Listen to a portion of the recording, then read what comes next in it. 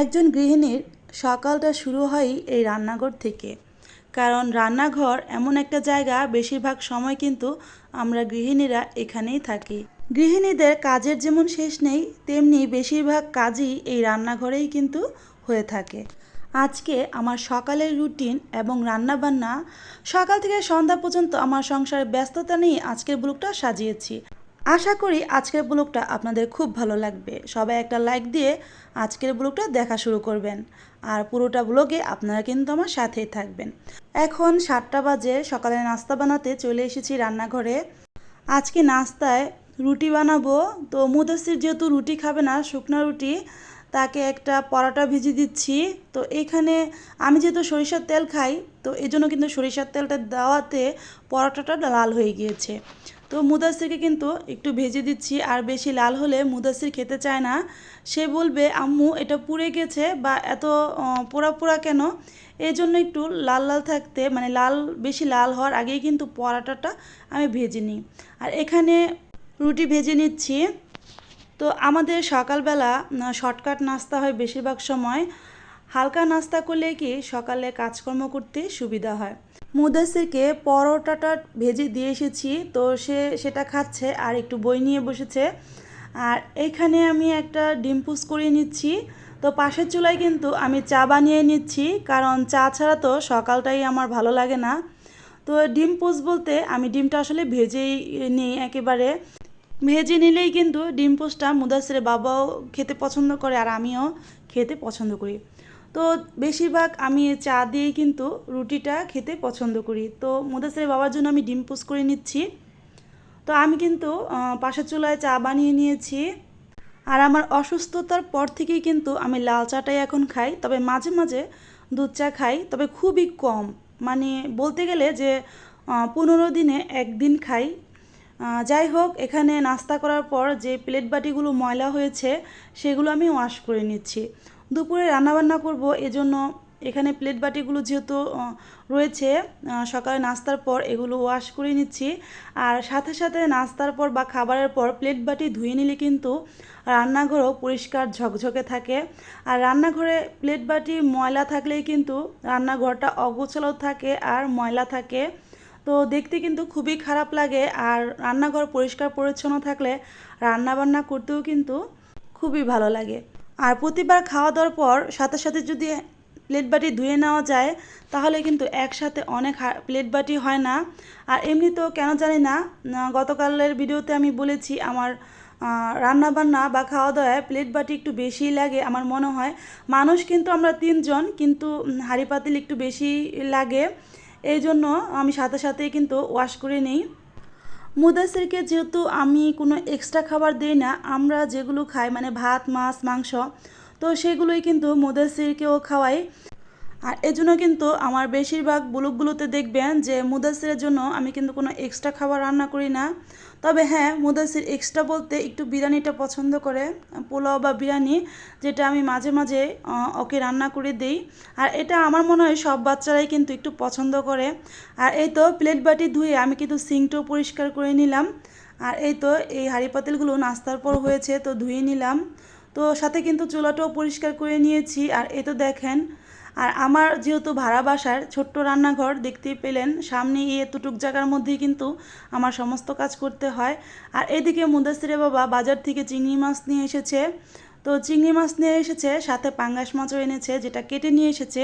তবে চিংড়ি মাছটা কেটে নিয়ে আসেনি। তো এই জন্য কিন্তু চিংড়ি মাছটা আমি অফ ক্যামেরায় কেটে নিয়েছি। তো এখানে রান্না করতে চলে আসলাম। তো এখানে মুদাসিরের বাবার জন্য চিংড়ি মাছ ভুনা করব। তো মুদাসিরের বাবার জন্য বললো ভুল হবে, মুদাসিরও খাবে। তবে চিংড়ি মাছে আমার প্রচুর পরিমাণে অ্যালার্জি, এজন্য আমি পাঙ্গাস মাছটা ইদানিং একটু খাচ্ছি। একটা সময় ছিল যখন আমি পাঙ্গাস মাছ একদমই পছন্দ করতাম না, কিন্তু ইদানিং কিন্তু আমার কাছে ভালোই লাগে। আর এই তো চিংড়ি মাছটাকে আমি হালকা ভেজে নিচ্ছি। এর আগে কিন্তু আমি মশলা আর লবণ দিয়ে একটু মেখে নিয়েছিলাম। আর বেশি ঝামেলায় যাব না, ভাজা চিংড়িগুলো এক সাইডে চাপিয়ে কিন্তু এখন পেঁয়াজ দিয়ে দিব, চিংড়ি মাছটা ভুনা করে নিব শর্টকাট করে। তো আমার মতো কি এরকম শর্টকাট করে মাঝে মাঝে চিংড়ি মাছ ভুনা করেন সময়ের সাশ্রয়ের জন্য? কমেন্ট করবেন কিন্তু প্রিয় প্রিয় আপু ও ভাইয়ারা। ভিডিওর এই পর্যায়ে এসে আমার প্রিয় প্রিয় আপু ও ভাইয়াদের কাছে আমার সেই প্রতিদিনকার একটাই কথা, আমার কথায় ও কাজে যদি কোনো ভুল ত্রুটি হয়ে থাকে প্লিজ ক্ষমা সুন্দর দৃষ্টিতে দেখবেন। আর যেই প্রিয় প্রিয় ভাই ও আপুরা আমার চ্যানেলে আজকে নতুন ভিজিট করেছেন, আমার চ্যানেলের ভিডিওগুলো যদি আপনাদের ভালো লেগে থাকে তাহলে সাবস্ক্রাইব করে চ্যানেলের পাশেই থেকে যেতে পারেন। আর ভিডিওগুলো যদি আপনাদের একটু বেশিই ভালো লেগে থাকে তাহলে আপনাদের ফ্রেন্ড সার্কেলের সাথে আপনারা শেয়ার করে দিতে পারেন। আর যে ভাইয়া ও আপুরা আমার ভিডিওটা দেখতেছেন কিন্তু একটা লাইক দিতে ভুলে গেছেন, প্লিজ একটা লাইক দিয়ে বাকি ভিডিওটাও কন্টিনিউ করবেন। আপনাদের একটা লাইক আমার কাছে কিন্তু মহামূল্যবান। আপনাদের একটা লাইকই পারে আমার ভিডিওটা আরও 5 জনের কাছে পৌঁছিয়ে দিতে। তাই আপনারা আমার ভিডিওটা আরও 5 জনের কাছে পৌঁছিয়ে দেওয়ার জন্য আমাকে সাহায্য করবেন একটা লাইক দিয়ে। আর একটা লাইক দিতে কিন্তু আর কিছুই লাগে না, আপনার কোনো টাকাও খরচ হবে না। আর এই তো লাইকটা কিন্তু দিয়েই দিবেন। তো একটু বারবার করে চেয়ে নিচ্ছি, তার কারণ হচ্ছে আমি কিন্তু জানেন আপনারা অসুস্থতার জন্য প্রায় 1 মাস ভিডিও দিতে পারিনি, এই জন্য আমার চ্যানেলটা একটু সমস্যা হয়েছে।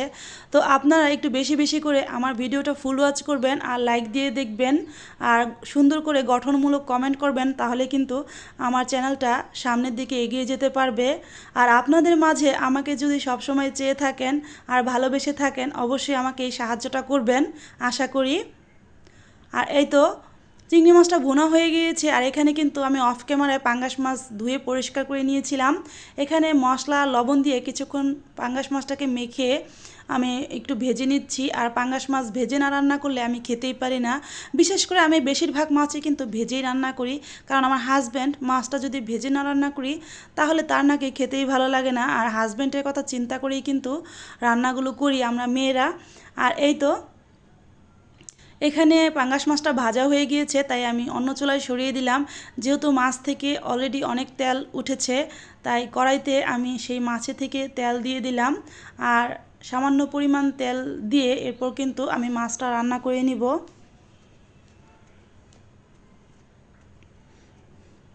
আসলে সব সময় কিন্তু মানুষ নিজের পছন্দ অনুযায়ী সব কিছু করতে পারে না।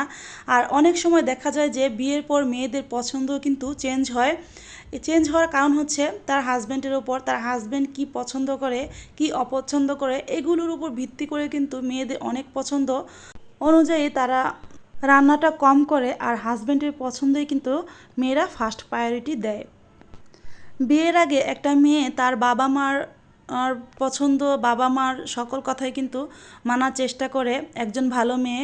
আর বিয়ের পর সে বাবা মাকে ভুলে তার স্বামীর সকল ভালো মন্দ, স্বামীর কথা সব কিছুই কিন্তু একটা মেয়ে মানে একটা ভালো মেয়ে গুরুত্ব দিয়ে থাকে। যদিও অনেক মেয়েরাই যেগুলো মানে না, বা অনেক হাজব্যান্ডও তার স্ত্রীর প্রতি যথেষ্ট সম্মান যথেষ্ট শ্রদ্ধা দেয় না। যাই হোক সেদিকে আর বলতে চাচ্ছি না। এদিকে আমি কিন্তু পেঁয়াজটা ভেজে সামান্য পরিমাণ আদা রসুনের পেস্ট দিয়ে দিলাম। সামান্য পরিমাণ পানি দিয়ে এখন একটু নেড়ে চেড়ে নিচ্ছি। আমার প্রিয় প্রিয় আপুরা ভাইয়ারা আমার ভিডিওগুলো দেখে খুব সুন্দর সুন্দর কমেন্ট করে। আমার আপু ও ভাইয়াদের সুন্দর সুন্দর কমেন্টগুলো আমার কিন্তু খুবই ভালো লাগে। আর প্রত্যেকটা কমেন্ট কিন্তু আমি আপনাদের আইডি ধরে ধরে পড়ি, আর আইডি ধরেই কিন্তু আবার আপনাদের পরিবারে যাই। আর আপনাদের ভিডিওগুলো কিন্তু আমি দেখার চেষ্টা করি। তবে একটা কথা, যারা আমার চ্যানেলকে সাবস্ক্রাইব করেছেন আমি এখনও আপনাদের পরিবারে যাইনি। যদি এমন কোনো ভাইয়া আপু থেকে থাকেন তাহলে একটু কষ্ট করে আমার কমিউনিটি পোস্টে ছোট্ট করে একটা লেটার রেখে যাবেন। আমি কিন্তু সেই পোস্টের কমেন্ট ধরেই কিন্তু আপনাদের পরিবারে গিয়ে আপনাদের চ্যানেলকে সাবস্ক্রাইব করে দিয়ে আসবো। আর এই তো এখানে আমি মশলা দিলাম, হলুদের গুঁড়া মরিচের গুঁড়া দিয়ে মশলাটা এখন আমি কষিয়ে নিচ্ছি। কিছুক্ষণ কষিয়ে নিব। এই মশলা কষানোটা যত ভালো হয় মাছের তরকারির স্বাদ কিন্তু ততই ভালো আসে। আর আমরা যেহেতু সবসময় টাটকা মাছটাই খাওয়ার চেষ্টা করি বললে ভুল হবে, আমরা টাটকা মাছটাই খাই। যেহেতু মুদাসির বাবা রেগুলার বাজার করে, একদিন পর পর বাজার করে, আবার অনেক সময় প্রতিদিনই বাজার করে। তো এরকম হয়, এই জন্য কিন্তু মাছটা আমাদের টাটকাই খাওয়া হয়। একদিন বাজার করে এক সপ্তাহ মাছ খাওয়া মনে হয় কখনোই হয় না। তো আপনারা কিন্তু যারা আমার রেগুলার ভিউয়ার্স মানে শুরু থেকেই যারা আমার ভিডিওগুলো দেখেন তারা কিন্তু জানেন মুদাসিরের বাবা রেগুলারই বাজারটা করে দিয়েই কিন্তু সে কাজে যায়। আর এই তো এখানে কিন্তু আমি আজকে কচুরমুখী দিয়ে পাঙ্গাস মাছ রান্না করব। কচুরমুখী দিয়ে পাঙ্গাস মাছ কারা কারা খেতে পছন্দ করেন কমেন্টে জানাবেন কিন্তু। আপু ও ভাইয়ারা। আর কচুরমুখী দিয়ে পাঙ্গাস মাছ রান্না করার জন্য কচুরমুখীটাকে কিন্তু আমি একদম সামান্য পরিমাণ ভাপ দিয়ে নিয়েছিলাম। তো এরপর কিন্তু আমি কষানো মশলার সাথে কিছুক্ষণ কষিয়ে নিয়েছি। এরপর কিন্তু আমি অফ ক্যামেরায় এই পাঙ্গাস মাছটা দিয়ে দিয়েছি, যেটা আমি আগে থেকে ভেজে রেখেছিলাম। সত্যি বলতে কি কচুরমুখীটা আমার ভীষণ ভীষণ রকমের পছন্দ, তবে এই কচুরমুখীতেও কিন্তু আমার অ্যালার্জি হয়। আর এই কারণে কিন্তু অনেক সময় কচুরমুখীটা আমি খাই না। চিংড়ি মাছটাও অ্যালার্জি, কী করবো, সব কিছুতে অ্যালার্জি, খাবোটা কি মাঝে মাঝে এটাই মনে হয়। কারণ কচুরমুখী, কচু, চিংড়ি মাছ, গরুর মাংস, এই সব ভালো ভালো খাবারগুলোতেই কিন্তু অ্যালার্জি থাকে। তো আমার কিন্তু মোটামুটি ভালোই অ্যালার্জি। তবে চিংড়ি মাছটা আর বেগুন এই দুইটা খেলে আমার একটু অ্যালার্জিটা বেশি হয়। আর এই দুইটা খেলে ওষুধ খেলেও সহজে ভালো হতে চায় না। আর কচুরমুখী তেমন একটা অ্যালার্জি হয় না, তবে আছে। তবে একটা অ্যালার্জির ওষুধ কিন্তু আমার খেতেই হয়। যাই হোক, মাঝে মাঝে কিন্তু একটু নিয়ম লঙ্ঘন করেও খেতে ভালো লাগে। আর এই তো দেখেন, আমি কিন্তু সামান্য পরিমাণ ভাজা জিরার গুঁড়া দিয়ে দিলাম। তো এভাবে কিন্তু পাঙ্গাস মাছ দিয়ে কচুরমুখী রান্না করলে খেতে খুবই ভালো লাগে। যারা খেয়েছেন তারা কিন্তু জানেন, আর যারা খাননি চাইলেই কিন্তু একবার ট্রাই করে দেখতে পারেন। খেতে কিন্তু দুর্দান্ত লাগে। টাটকা মাছ আর টাটকা কচুরমুখী, এরকম তরকারি হলে ভাত খেতে আর কি লাগে বলেন। তবে আমার হাজব্যান্ড কিন্তু চিংড়ি মাছটাই বেশি পছন্দ করে। আর এই তো পাঙ্গাস মাছে কিন্তু কোনো অ্যালার্জি নেই আমার জানা মতে। যাই হোক, জানার মাঝেও কিন্তু অনেক সময় ভুল থাকে। আর এই তো মাছটা কিন্তু হয়ে গিয়েছে। আর এই তো দেখেন, তরকারির ঝোলটা কিন্তু আমি আঠা আঠা রেখেছি। রান্নাটা কিন্তু সত্যি অসাধারণ হয়েছিল খেতে। দেখতেই পাচ্ছেন কতটা লোভনীয় হয়েছে। যারা খান তারা কিন্তু জানেন কতটা মজা লাগবে, দেখতেই মনে হচ্ছে। আর এই তো সন্ধ্যার দিকে কিন্তু মুদাসিরের বাবা এখানে চিতই পিঠা নিয়ে এসেছে।